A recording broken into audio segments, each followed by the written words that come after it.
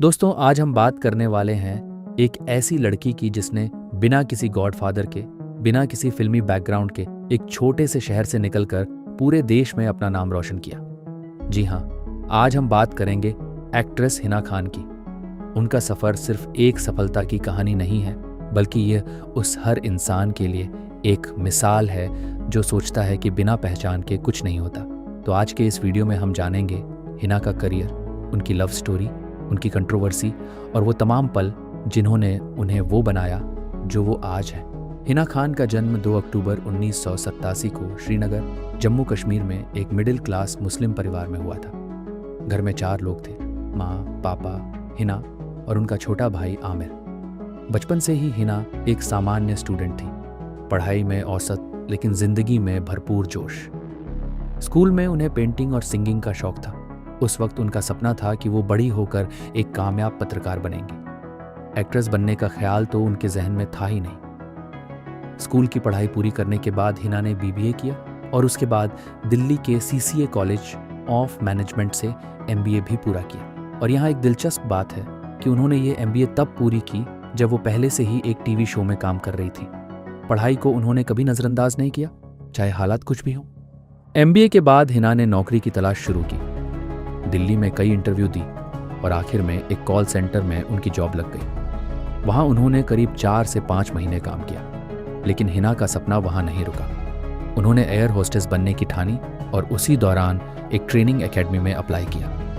नतीजा ये रहा कि हिना उस एकेडमी में नंबर 1 आई, लेकिन जब वो मुंबई जाकर कोर्स पूरा करने वाली थी तभी उन्हें मलेरिया हो गया। वो जा नहीं पाई और शायद यही वो मोड़ था जहां जिंदगी ने उनके लिए एक बिल्कुल अलग रास्ता खोल दिया। ठीक होने के बाद एक दोस्त ने उन्हें बताया कि दिल्ली में ये रिश्ता क्या कहलाता है, शो के ऑडिशन हो रहे हैं। हिना ने अपने पापा से बात की और उनके पापा ने न सिर्फ उन्हें हौसला दिया बल्कि चुपचाप ऑडिशन देने भेज भी दिया। हिना ने ऑडिशन दिया, लेकिन उन्हें खुद यकीन नहीं था कि वो सिलेक्ट होंगी।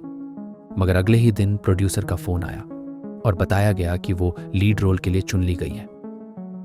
हिना ने उस वक्त तक कभी एक्टिंग क्लास नहीं ली थी, तो उन्होंने जल्दी से 15 दिनों की एक्टिंग वर्कशॉप ज्वाइन की और 12 जनवरी 2009 को ये रिश्ता क्या कहलाता है टीवी पर आ गया। शो शुरू होते ही धमाका हो गया। कुछ ही हफ्तों में ये शो सबसे ज्यादा देखे जाने वाले सीरियल्स में आ गया। हिना ने इसमें अक्षरा का किरदार निभाया, एक राजस्थानी परिवार की बहू जो अपनी सादगी और संस्कारों के लिए जानी जाती थी। ये किरदार इतना पसंद किया गया कि हिना 7 साल तक इस शो से जुड़ी रही। इन 7 सालों में हिना ने दूसरे कई शोज और रियलिटी प्रोग्राम्स में स्पेशल अपीयरेंस दी, लेकिन कोई दूसरा लीड रोल नहीं किया। ये शो अकेला ही काफी था उन्हें टॉप टीवी एक्ट्रेस बनाने के लिए। 7 साल बाद हिना ने खुद इस शो को छोड़ने का फैसला किया। वजह यह थी कि धीरे धीरे शो में नए और युवा किरदार आते जा रहे थे और उनका रोल सिकुड़ता जा रहा था। हिना ने समझ लिया कि यह वक्त आगे बढ़ने का है। शो छोड़ने के बाद हिना ने रियलिटी टेलीविजन का रुख किया। पहले खतरों के खिलाड़ी सीजन 8 में बतौर कंटेस्टेंट हिस्सा लिया और फर्स्ट रनअप रही। फिर 2017 में आया बिग बॉस सीजन 11 और यहां हिना की असली शख्सियत देश के सामने आई। बिग बॉस में हिना सबसे ज्यादा चर्चित और सबसे ज्यादा विवादित कंटेस्टेंट रही। उनका तेज तर्रार स्वभाव, सीधी बात कहने की आदत और कभी कभी अपनी बात से पलट जाना, इन सब चीजों ने उनकी एक नेगेटिव इमेज बनाई। सबसे ज्यादा झड़प शिल्पा शिंदे से हुई। विकास गुप्ता, आर्या खान और करण पटेल से भी खूब बहसें हुई, लेकिन इसके बावजूद दर्शकों का एक बड़ा वर्ग उन्हें पसंद करता था और वो एक बार फिर फर्स्ट रनअप रही। शो से बाहर आने के बाद हिना ने साफ कहा कि उनकी कई बातें एडिट करके दिखाई गई और पूरा संदर्भ कभी नहीं दिखाया गया। उन्होंने माफी नहीं मांगी बल्कि अपनी बात पर कायम रही। 2018 में हिना एक बार फिर टीवी पर वापस आई, इस बार कसौटी जिंदगी की में। उनके आते ही शो की TRP में जबरदस्त उछाल आया, लेकिन कुछ समय बाद उन्होंने यह शो भी छोड़ दिया क्योंकि उन्होंने कुछ बॉलीवुड फिल्में साइन कर ली थी। अनलॉक और विश लिस्ट जैसी फिल्मों में उन्होंने मुख्य किरदार निभाए।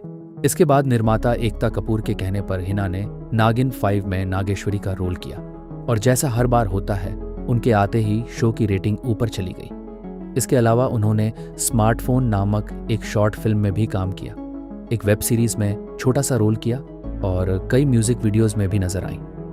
अब बात करते हैं हिना की लव स्टोरी की, जो उतनी ही दिलचस्प है जितना उनका करियर। हिना 2014 से रॉकी जायसवाल के साथ रिश्ते में है, लेकिन शुरुआत में हिना उन्हें बिल्कुल पसंद नहीं करती थी। दरअसल रॉकी 2014 में यह रिश्ता क्या कहलाता है कि सुपरवाइजिंग प्रोड्यूसर बने थे और उनसे पहले जो प्रोड्यूसर थे उन्हें हिना भाई की तरह मानती थी। तो उनकी जगह आए रॉकी को हिना ने शुरू में नापसंद किया, लेकिन वक्त के साथ दोनों की बातचीत होने लगी, दोस्ती बढ़ी और फिर धीरे धीरे प्यार भी हो गया। रॉकी कहते हैं कि हिना की मेहनत ने उन्हें सबसे पहले आकर्षित किया था। वो कहते हैं कि इतनी कामयाब एक्ट्रेस होते हुए भी हिना जितना काम करती है शायद ही कोई करे। अप्रैल 2014 से आज तक ये जोड़ी एक साथ है। दोनों के अलग अलग धर्म की वजह से सोशल मीडिया पर खूब ट्रोलिंग होती रही है, लेकिन हिना और रॉकी ने कभी इसकी परवाह नहीं की। उनका रिश्ता आज भी उतना ही मजबूत है।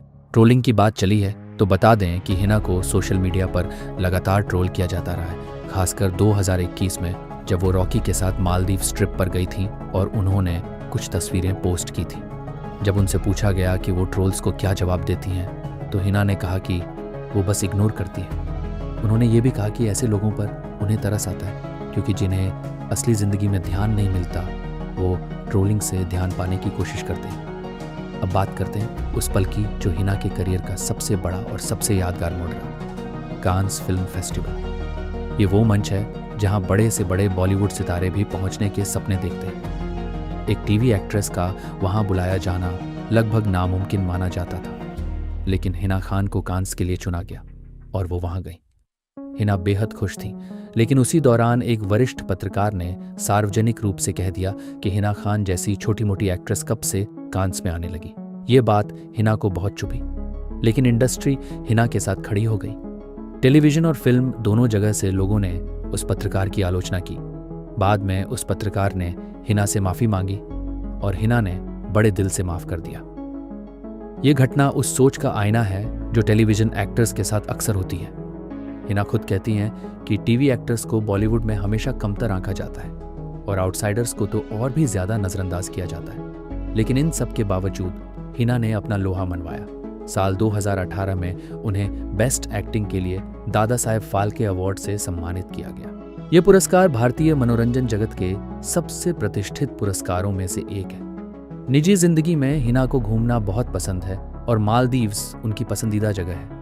वो फिटनेस को लेकर बेहद गंभीर है और कई लोगों के लिए फिटनेस आइकन बन चुकी है। वो सामाजिक और राजनीतिक मुद्दों पर भी बेबाकी से अपनी राय रखती हैं। वो कहती हैं, जब मुझे लगता है कि बोलना जरूरी है तो मैं बोलती हूँ, और जब लगता है नहीं बोलना चाहिए तो चुप रहती हूँ।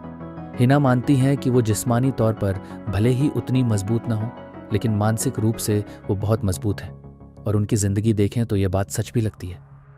तो दोस्तों, यही है हिना खान की कहानी। श्रीनगर के एक मिडिल क्लास घर से निकलकर दिल्ली में कॉल सेंटर में काम करते हुए बिना किसी एक्टिंग ट्रेनिंग के, बिना किसी सिफारिश के वो आज उस मुकाम पर हैं जहां बड़े बड़े नाम पहुंचने के लिए तरसते हैं।